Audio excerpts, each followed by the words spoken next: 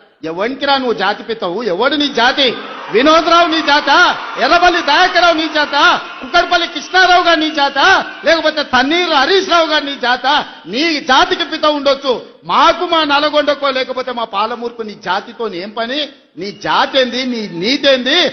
భావం అనిమిత్త మహత్పరివాదశీలికిన్ నిష్కారణంగా ధర్మాత్ములు పెద్దలైనటువంటి వారిని నింద చేసేటటువంటి లక్షణం ఉన్నవాడు, అల్పరాజ్య లక్ష్మీ లలనాంధ బుద్ధికి, ఉన్నటువంటి కొద్ది రాజ్యానికి నేను చాలా గొప్ప రాజుని, ఏదో చక్రవర్తిని మహారాజుని అనేటటువంటి దురహంకారాన్ని పొంది ఎంతసేపు కూడా నేను ఇంత రాజుని, నాకు గౌరవం వద్దా అని ప్రవర్తించేటటువంటి కన్నులు మూసుకుపోయినటువంటి స్వభావం కలిగినటువంటి వాడు, రాగకోప పరిభూత మనస్కుడు.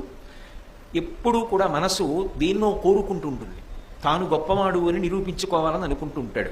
మనసు నిండా అనేకమైనటువంటి కోరికలు, అటువంటి కోరికలు తీరనప్పుడల్లా కోపం వస్తుంటుంది.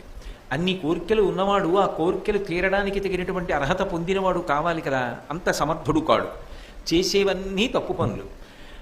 దానివలన కోరికలు తీరలేదని ఎప్పుడూ కోపానికి వశపడిపోతూ ఉంటాడు.